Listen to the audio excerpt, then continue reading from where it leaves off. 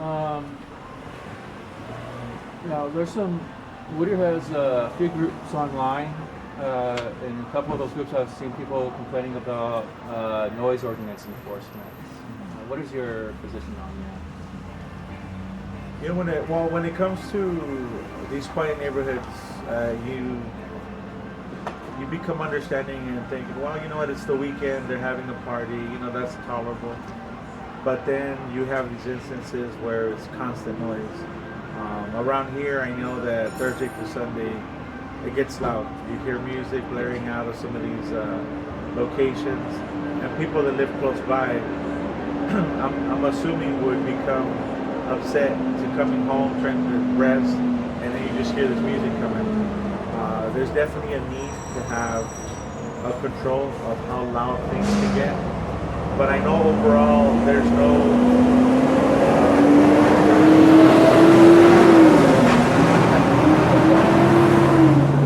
ordinance that dictates that if perfect timing, right? right exactly something like that. So you know, there's no real ordinance that would make anything enforceable unless the police department gets multiple calls. I'm aware that that's the only reason that they would come out and maybe cite someone. But there is a need to control the noise levels, especially in an area like this. Noise pollution is a big issue. We have a lot of developments that are happening. You get a lot of big trucks driving through, delivery trucks like we just had, and you know, for the majority of us, it's a nuisance. Sometimes we're like, well, you know what, it's part of being in Uptown, the part of being in this area. But you also have, for instance, I work with a lot of special needs students, and sometimes their noise tolerances are not as high. So this becomes a really big issue. But overall, we do have to take that into consideration. Maybe ensure that we have deliveries earlier on in the day. You know, have the businesses open up a little earlier. It might help out, but I do feel it can become a nuisance for sure. Okay. Let's see. What was I going to say? I think I Right. was back there. I can understand now. Because when I was growing up in Whittier, it seemed like it was a quieter time back then, and then like with the trucks coming around, it seems like isn't that part of the change that Whittier's going through? And it's not just the trucks, but you got people driving by in their cars, and they've modified their vehicles to be as loud as possible. Oh yeah. Well, you know what? Here in Whittier, we in the past, I want to say 15 years, I've noticed an increase in speed. You know, where I noticed live. that too. They use the residential streets. I used to live on Washington Avenue. They were using Washington Avenue as a freeway. Yes, and these streets become paths for these vehicles that are just driving through Whittier. I know that our city council likes to say, you know what, we want to attract that these people that are coming through Whittier, we want them to stop, you know, shop around. So their way of resolving some of these issues are to make some of these streets a little faster.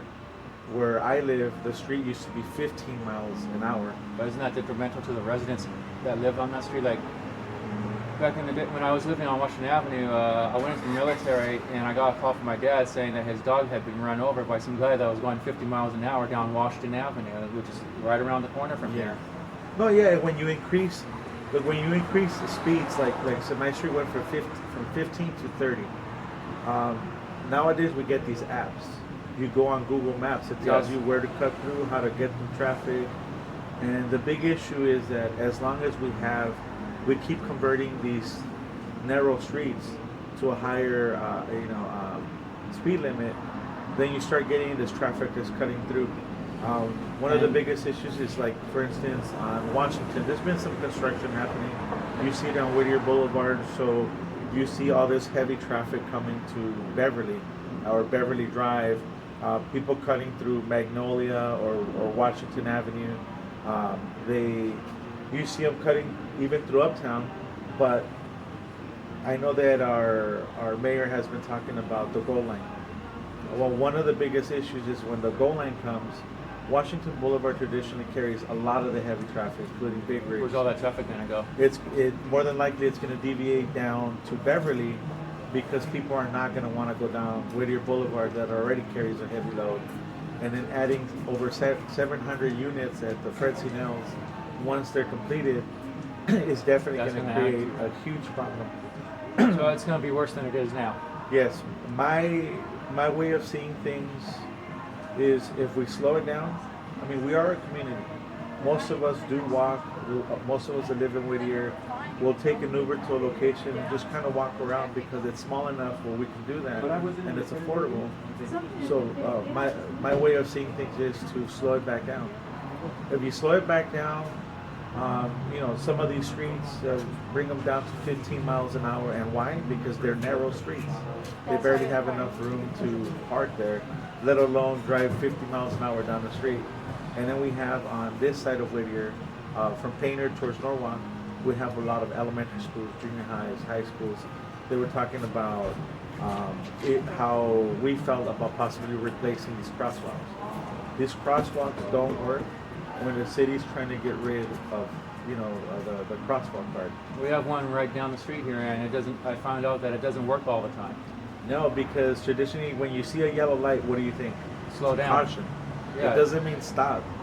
To the majority of people, especially nowadays, it seems like they think yellow means speed up, and that's what makes it dangerous. And I know that people are saying, well, you know what? It's going to cost a lot of money to put a street light, a stoplight. We could use a stop sign, and we roughly know how much it'll cost to put a new crossing one, which is down the street on Hadley. They just added one that 10 people asked for, and it cost us $100,000 for a light that just flashes. We could have just put a stop sign there. It does take time. That's one thing I don't understand is why didn't they put a stop sign there? Because it wasn't too long ago, just a couple of years ago, that I had a house right there on Pickering in that area, like right down the street here, and there would be frequent accidents at that intersection. And that's what the little blinker lights that they put in, which didn't seem to be doing much good. Exactly, and you see it just crossing from Beverly Drive, walking across Beverly Boulevard, walking towards Palm Park. Just that little intersection of Beverly Boulevard and Palm Avenue. It's very dangerous. On multiple occasions, my wife walking across has almost been hit, where a car passes right next to you. You have these huge, beautiful trees. The speed limit, I mean, people are coming down 60, sometimes 70 miles an hour. They come to an area that just comes to a complete stop on Norwalk. So you create these dangerous situations. And you have these kids that are using these walkways to get through down Magnolia, and it becomes dangerous.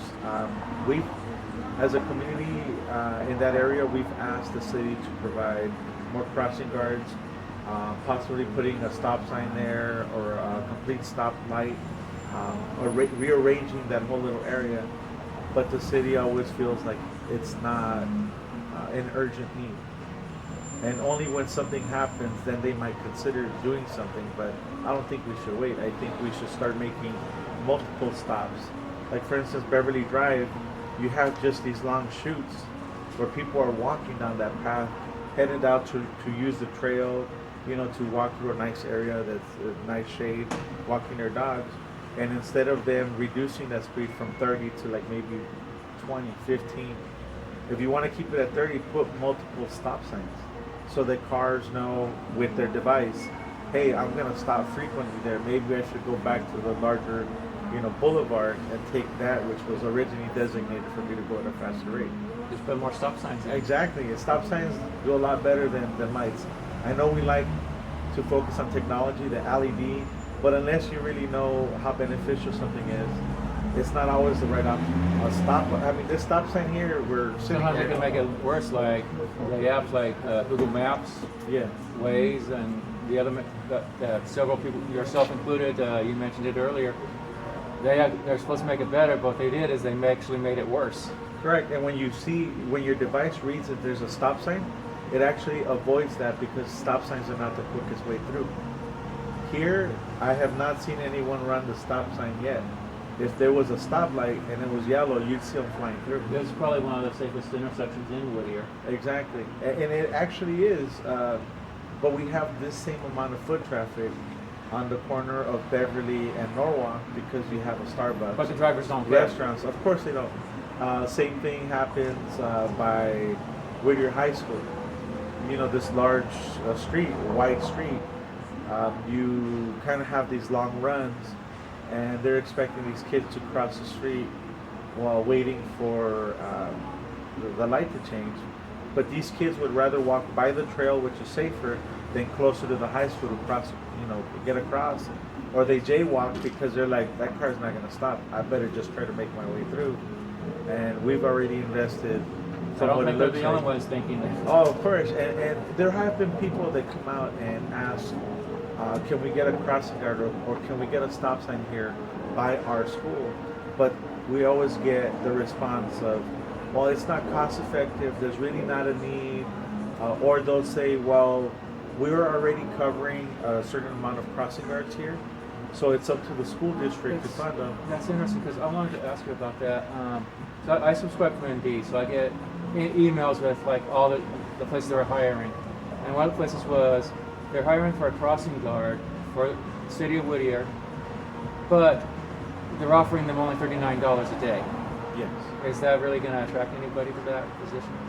The only people that this would attract, well, I actually don't see many people making this their first choice.